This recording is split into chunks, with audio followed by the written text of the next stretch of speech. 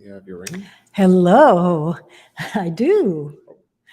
I didn't know we were live. We are We're live. live. Hi, I'm Marie Elizabeth Molly, and this is. I'm Patrick Price. And today we're talking about relationships as research. And as y'all join today, we would love to know if you're here live.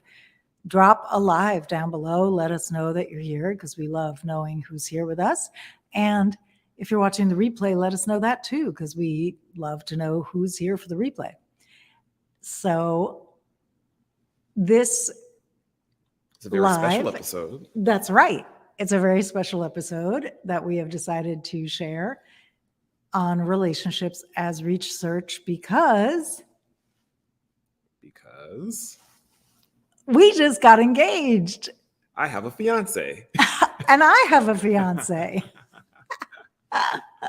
And why are we wearing lab coats? We're going to download that in just a minute. Well, we're researchers. That's right. We are relationship researchers. So if you're watching live, please let us know. We'd love to know you're here. If you're joining the replay, let us know that too. And if you'd like the show notes, drop notes in the comments and we'll make sure that you get access to that. And so, all right, back to relationships as research. So when Patrick surprised me with a proposal last week, or maybe it's been like 10 days or so by now. It was on a Thursday. I'm going to come over here. It was a Thursday in July. It was a Thursday in July in Los Angeles. And we were out to dinner with friends. And you want to tell about the backpack quickly? That's kind of a tangent. That's kind of a tangent. Too much of a tangent. Too much of a tangent. So we're at dinner with friends and the dinner's winding down. And Patrick starts putting on a lab coat. Like he stands up from his chair, pulls his lab coat out of his backpack. For those who don't know me, I'm pretty weird. So a strange activity like that is to be like, people would just say, Patrick doing Patrick things. Right. First of all, I just want to check that our audio is working. So if you are here and you can hear us, would you just drop, I can hear you in the comments, or yes, audio is working? Because I just want to make sure that we're totally speaking into nothingness because the audio, we've been having a little mic trouble before we got on. So please just comment.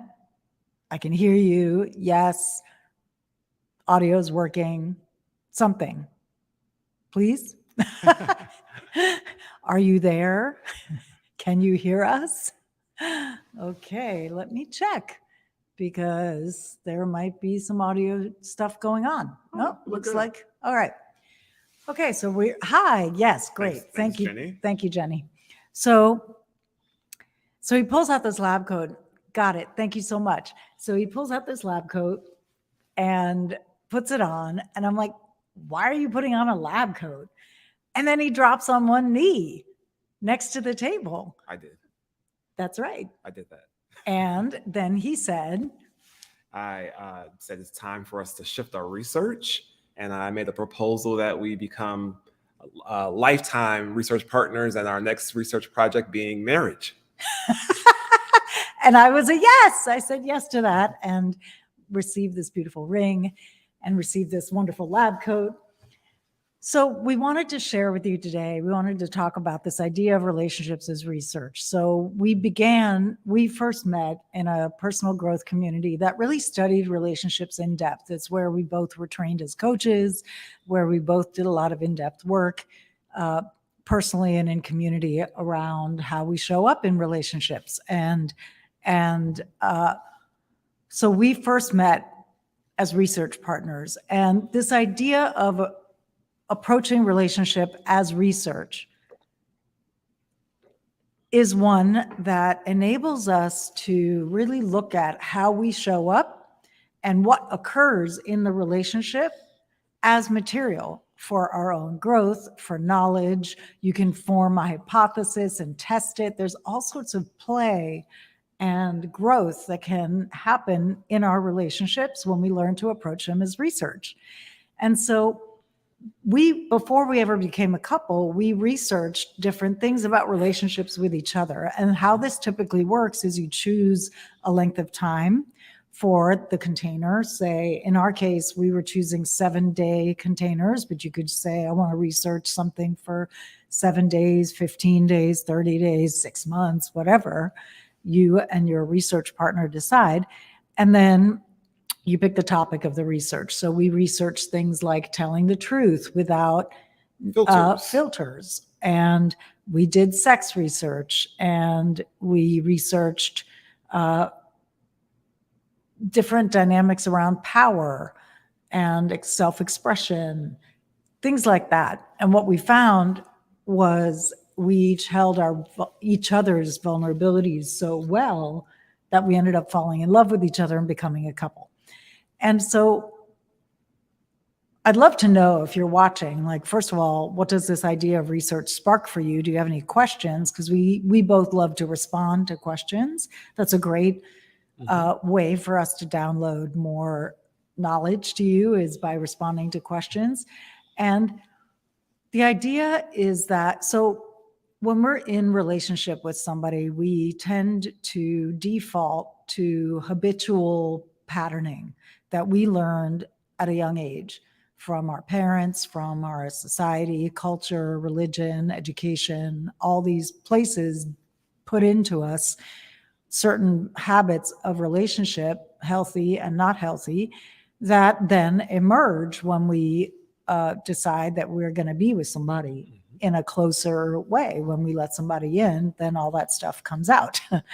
And by approaching relationship as a place to research what's coming up in ourselves, what's coming up between us, what comes up in the other person, what that does is it can help to get some of the charge off of our reactive patterns.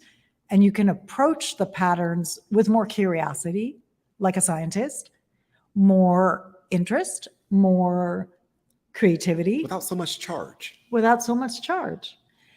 And so in this way, by approaching the relationship as a place to research what comes up in certain situations, and what happens if I try this instead of that, and what works better, and how do I practice this new thing more effectively, et cetera, then we start to become more skilled in how we relate, and we start to have more bandwidth and more options for how we show up in our relationships. And so hang on. Oh, thank you, Lisa. Good to see you. Thanks. Yes, thank you. We are now engaged. We are now embarking on marriage research for life. And so I'd love to hear from you. What did approaching relationship as a research project, in a way, open up for you? Like, what did that make possible for you in relationship that maybe you hadn't accessed before? Oh, it's a good question. Well, for me, I have a background in chemical engineering, so research, scientific method is a natural way of thinking for me. And so, but relationships are not my native lands. Like that, like relating, being vulnerable, did not come easy. In some ways, I was a very prototypical engineer, and I wouldn't call myself emotionally stunted, but I was definitely emotionally reluctant. There's a lot of fear of the unknown going on in there. And what it did was it allowed me to like break things into smaller problems. So say more about that. Yeah, so just like you were talking about short, like the length of time that we would do a project for. There's something in me that just relaxes if I know that there's an end date to a project versus having something open-ended. And so it allowed me to play more, to be more adventurous in our projects. Like some of the projects I probably would have freaked out and ran away if if we would say like for 6 months, I would have been like too much, and I would have fled. But for 7 days, I'm like, 7 days, I can do 7 days. Like I could see myself in the project for 7 days, even if it was very hard. That I knew things would be okay, because at the end of 7 days, I can just, it's over. And then I think it also allowed me to just be more playful. Like it's like, and not take each thing so seriously. I tend to, especially things I'm not good at. I have a reluctance to try things I'm not very good at. And so, or I don't want people to see it. I want to be in the background. So with one person for a short number of days, I'm willing to look unskillful and clumsy at something. I have this little inner perfectionist in the background who's really just insecure. He wants people to think that he knows how to do everything perfectly the first time, and it's just not the case. And so it allows me to put him away, just put him aside, say they're there. We're going to do 5 days of research doing this thing that I find very awkward and weird or hard, and it allowed me just to be more playful. Oh, I love that. So if you're watching, if you're here live with us, feel free to chime in with questions, reflections. We'd love to know how this is landing with you, this idea of approaching your relationships like research. For me, what I found helpful in it was there's a way that when you have a connection with someone, it's so easy to fall into projection, daydreaming, imagining, thinking about the future, all sorts of stuff that's really not grounded in reality. And so what was liberating for me about the research was it really just allowed me to stay with what is. This is what's happening between us. This is what we're working on. It allowed me to work on spots that I wanted to gain more skill in. For example, when we did the research around telling the truth without filtering it, we knew about ourselves individually that we had a tendency to try to say things in a perfect way to kind of curate the other person's, either two things. One, to make sure we're heard. For me, it's more about like, let me say this in a way that I know it's going to be more likely to be heard. Or two, let me say this in a way so that it lands well, so that they can receive it. And often there's a little bit, I have less of this than I used to, but there was a bit mixed in of like wanting to look good, like wanting to appear smart, kind of similar to his perfectionist. I also have a bit of a perfectionist and a bit of an investment in how I'm perceived. And so by creating a research project for 7 days around saying the thing that is on our heart to say without filtering it was an incredible practice for both of us to break that habit. Also, both of us have a tendency to be nice. And there's a difference between nice and kind.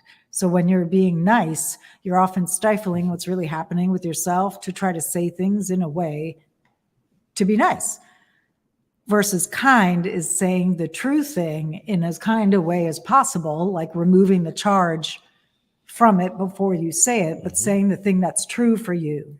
That's a kindness. Letting someone into your truth is a kindness. Doing the work to learn how to do that without also blasting them out of the water with charge is a kindness. But twisting or manufacturing some other way to say shit to be nice so that you don't ruffle feathers or so that you're acceptable or so that all the kind of whatever machinations that we tend to do as human beings to fit in or be acceptable to society, that's nice.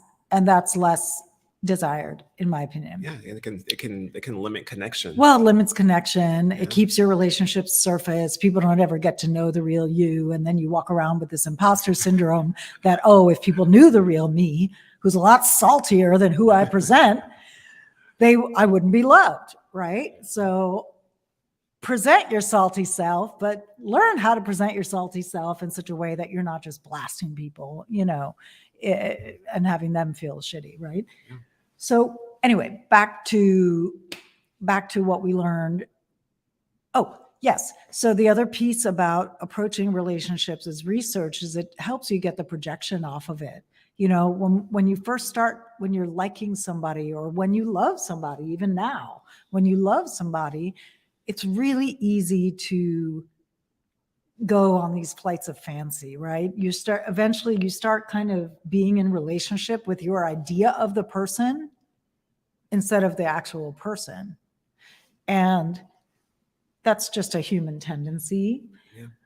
But that happens a lot less when you're understanding that your relationship is a way to research your reactions, your responses. Where does love flow easily for you? Where is it hard? Where do you need to work on communication skills and listening skills? What are the things that typically knock you out of your capacity to listen and speak effectively? Things like that. When you put that at the center of the relationship instead of romance, they tend to work a lot better. Yeah. And romance isn't this like fluffy, dumb thing. It actually comes out of, like, to me, the thought that Patrick put into the proposal to go get lab coats, to find a way to connect the way that we met to his desire to take our relationship deeper in a lasting way. To me, that's deeply romantic. And there wasn't a rose in the bunch. It wasn't about roses and bath bombs and all the flowery shit we're sold as romance, which often has zero connection underneath it. It's often a surface thing that I don't want to go down the whole romance road. We can do another live. We'll do another live on romance down the road a bit. But for me, let's just say I was able to receive his gesture and his creativity and his his proposal was such a unique expression of Patrick's genius and heart and love that I experienced it as deeply romantic, even though it wasn't flowery in some conventional way. How's this landing so far? Any questions? We're just going to keep riffing on relationships as romance. We'd love to respond to anything that's coming up for you. Relationships as research. We'd love to respond to anything that's coming up for you around it. Should you desire to share? Can I share one thing? Yeah. And sometimes it can help you through a rough patch. I mean, I remember there was a time where anytime we would fly, it was going to be a crunchy morning. And we say more about that. And so it was just kind of like, what do you mean by crunchy? It's just like there was like anxiety and often, miscommunication, and we would forget something. And then there was like lots of stress, It just was always a very hard morning. And we started to do some research around it. Like maybe let's try waking up at a different time. We would try to change different variables just to have this one thing that we do in our lives work easier. So, I mean, research is really flexible. It can help you in something super romantic parts of the relationship, but sexual, or even just like the practical, like how do we live our lives better? I mean, it can really, as a team, and with curiosity, it's really cool. Like it's a thing we talked about a little bit in our last video. This research itself puts both partners into a mindset of curiosity if you're doing it well. If you're showing up for it, you're showing up with curiosity. You don't know the answers. That's a pitfall. Don't start the research thinking you know the answer. Yeah. You can make a hypothesis, but be open to that hypothesis being completely wrong. That's science. You have to go in with a super open mind and let whatever you discover, and it can be a awesome new nugget of something that you know about yourself and about your partner and about your relationship. That's so beautifully said. One of the things I love about approaching relationships as research too is that it keeps you on a growing edge together. And there's this sort of idea that like, oh, you got to find somebody and sort of lock it down, right? Like get married, lock it down. They're mine kind of thing. And to me, that's where the death of a lot of relationships begins, because you just have sort of clamped ownership on a thing, and then you turn your attention to the next conquest in your life, which may be career, which may be parenting, which may be business, taking care of an elderly parent, whatever the next thing is. And the relationship then kind of withers on the vine. Whereas if you are approaching your relationship as an opportunity to research different things together, it keeps you on your growing edge together as a team. It keeps you engaged. It keeps you interested and curious about each other, about yourself, about the relationship as its own thing. So that's another aspect, I think, of research that is super. I hope you're going to help me recap this, because I don't remember everything we've said. We've been just speaking off the top of, off the cuff. So to try to consolidate into recapping various things is going to be very interesting. We'll see. Any questions? Yes, let's research. Well, the recap. Let's any questions or comments so far? I'd love to know how this is landing. And we're going to recap pretty soon here. If we don't receive any input, our output will cease. Is there anything else that emerges for you around research? I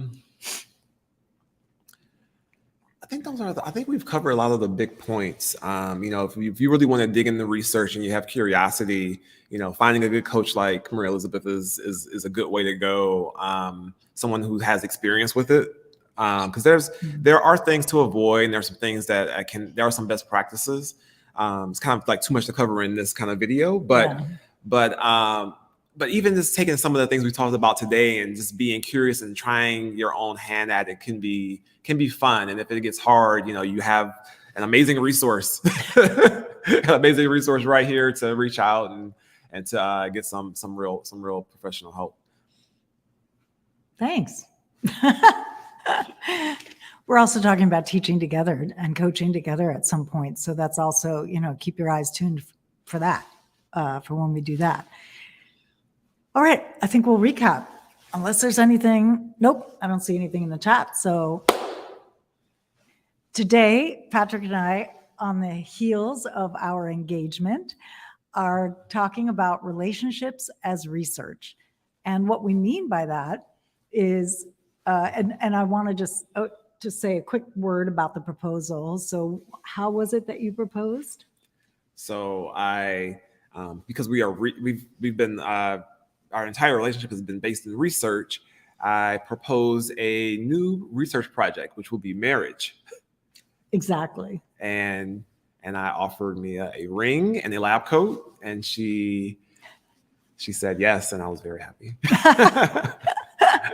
And so a few things to consider why you might want to turn a research eye toward your relationships. Number one, approaching your relationships as research allows you to cultivate curiosity and keeps you on your growing edge together as a team. And two, let's say a note about what research looks like. You choose a length of time, you choose a focus for the research, and you work on that focus together. And keep it simple. And you keep it simple. Don't make it too big. One research that Patrick talked about was we noticed that we kept clashing around travel days. We kept getting into stress and conflict as we were preparing to travel. So we would pick a variable and work on it around travel. What happens if we get up earlier and allow ourselves more time? What happens if we pack the night before instead of cramming it all in, an hour before we're supposed to leave? What happens if we catch when one or the other of us is beginning to stress out and offer help there instead of judging? Things like that. And you want to pick a specific thing to research. Don't just make it some blanket, make it very specific, like we did around get up earlier, take time to pack, etc. If it's a communication type issue that you want to research, like, every time such and such happens, we fall into a spat, then you turn your lens to that specific occasion and research, well, what if we come at it this way? What if we come at it that way? What if we come at it this other way? In that way, you can stay in curiosity and teamwork around this thing that you both want to get better at together.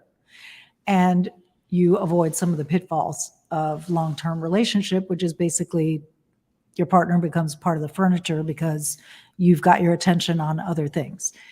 The third piece about relationships as research is that it helps you keep your, head out of the clouds.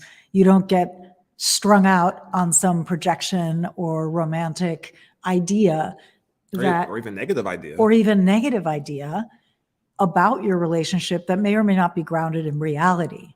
So the beautiful thing about approaching a relationship as research is it keeps you connected to what is, and it keeps you out of projecting stuff on your relationship that may or may not be true. That's right. And is there anything else?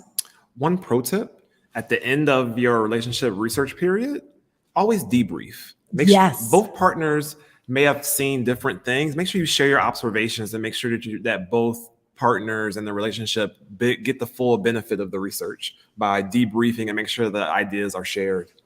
That's gorgeous. Yeah. So make sure you're opening the container deliberately and then closing the container deliberately by debriefing your discoveries. Mm-hmm. So that's the end of the recap. I want to address this comment that came in, this beautiful comment about not wanting to get hurt again and not knowing how to open our heart without getting hurt again. And I so get that. And both of us obviously have been hurt before. Oh, yeah. And we hurt each other sometimes inadvertently, accidentally. Oh, yeah. And to me, I'm gonna say something that may be an unpopular opinion, or you may not like what I'm gonna say. To me, the goal is not to ever get hurt, because it's gonna happen. We have different triggers, different things that activate us, and sometimes he does. He's just being Patrick, and what he does falls into a wound of mine that he doesn't even know about, and I get hurt. Was it deliberate? No. Is it his fault? No. It's just a wound that was, it's like a pothole in the street that he fell in. Not his fault. He just didn't see the pothole, didn't know it was there, fell in it. So to me, the goal of relationship is not to never get hurt. I think that's just unrealistic, and it will keep us out of relationship. Like, you won't be able to have a relationship if that, is the primary motivator. To me, it's recognizing that our hearts are resilient. And so in Chinese medicine, there's a difference between the heart and the pericardium. And my background is in Chinese medicine, so this is why my mind goes there. And whether we're talking about the literal heart and the pericardium in the physical body, or whether we're talking energetically about the energetic pericardium, the channel, and the heart channel, the heart itself is not really what breaks energetically. It's the cover, it's the pericardium that can constrict and be tight, or can also be hurt. And I think the thing we forget when our hearts ache, when we are in heartache and we feel brokenhearted, is that the heart itself doesn't break. It's the shield. And in order for us to love again, we have to work with that shield, and we have to be willing to allow that shield to be permeable. And we have to be willing, sometimes that shield will crack. It will get scars in it from having been broken. But the heart energy and the literal heart that lives within the pericardium, that is a lot more resilient than we realize. And we can trust it a lot more than we know. And so my invitation is to grieve, to feel the hurt as long as is necessary. And at some point, to feel for when enough grief has moved and you're ready to begin to open that heart again. Did that make sense, what I said?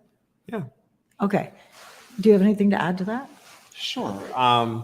It's like imagine the heart is just like a little kid.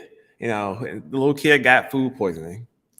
You know, that's hard. That's how I think about heartbreak. It's like a little kid that got food poisoning. Now, if the little kid never eats again, they'll die. Yeah. They have to be willing to let in some nutrition, you know, let in the love, let in the joy. You have to be able to, you can't just put your hand over your mouth forever and not eat anything in because it was yucky and it made you feel bad. You have to eventually, once you feel better, eat some vegetables and maybe even have a treat every now and then. That's a really great point. And love is food.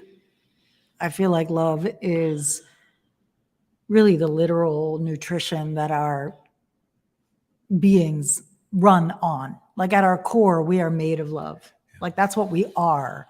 And so the things that crack and break in the face of heartbreak are all the shields and barriers that we have to love.